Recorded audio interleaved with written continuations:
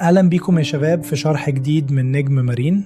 النهاردة هنكمل مع بعض في الشابتر 3 من الPS 121 بارت B، وهنتكلم عن موضوع مهم جدا في المارين انجينيرينج وهو الهيت انجنز. الهيت انجن ببساطة هي عبارة عن ماشين بتحول الثيرمال انرجي يعني الطاقة الحرارية لميكانيكال اوتبوت يعني شغل ميكانيكي مفيد.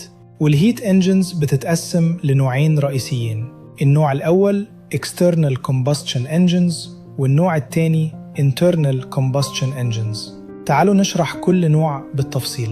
في النوع الأول الكومبستشن يعني عملية الاحتراق بتحصل بره الانجن نفسه. مثال على كده الستيم توربينز اللي بتشتغل بالستيم، والستيم ده بيتولد من البويلر يعني الغلاية اللي بتبقى منفصلة عن الانجن. الستيم توربين هي عبارة عن ميكانيكال ديفايس بتاخد الثيرمال انرجي من البريشرايزد ستيم يعني البخار المضغوط وتحولها لحركة دورانية روتاري موشن. هنا بتاخد الثيرمال انرجي من البريشرايزد ستيم يعني البخار المضغوط وتحولها لحركة دورانية روتاري موشن. هنا الستيم بيتمدد expand عشان يعمل تيار بخار سريع جدا، وده بيضغط على الفينز يعني الريش. فيول بتحصل جو الانجن نفسه، جو حاجة اسمها combustion chamber. الغازات دي بتكون في درجة حرارة وضغط عاليين جدا high temperature and pressure، وبتأثر مباشرة على جزء متحرك جو الانجن. الجزء ده ممكن يكون بيستون زي اللي في الديزل انجنز، أو ممكن يكون توربين بليدز زي اللي في الجاس توربين. وبمجرد ما الجزء ده بيتحرك مسافة معينة ده بيولد useful mechanical energy. في الديزل انجنز الكمبريشن ريشيو بيكون عالي وممكن يوصل لحوالي 15:1. ده بيولد useful mechanical energy. في الديزل انجنز الكمبريشن ريشيو بيكون عالي وممكن يوصل لحوالي 15:1.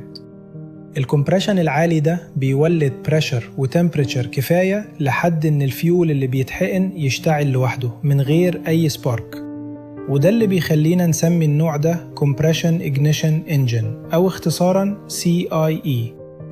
الجاس توربين هي كمان نوع من الانترنال كومبشن انجنز، وبتتكون من 3 أجزاء رئيسية. أولاً الاير كومبريسور، وظيفته إنه يسحب الاير من الاتموسفير ويضغطه ويوصله للكومبشن تشامبر. ثانياً الكومبشن تشامبر، هنا بيحصل الاحتراق نتيجة حقن الفيول مع الكومبريست اير، وده بينتج عنه غازات بضغط ودرجة حرارة عالية جدا، وده اللي بيولد قوة على التوربين بليدز وبيخليها تلف بسرعة عالية.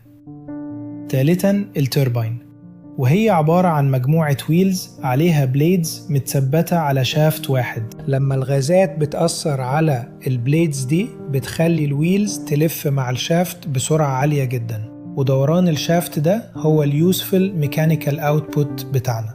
يبقى نلخص، هي مثال على الاكسترنال كومبشن انجنز، اما الديزل انجنز والجاس توربينز فهم مثال على الانترنال كومبشن انجنز. وبكده نكون خلصنا الشابتر 3 بتاعنا عن الهيت انجنز. ما تنسوش تعملوا سبسكرايب في قناة نجم مارين عشان توصلكم كل جديد في عالم المارين انجينيرينج.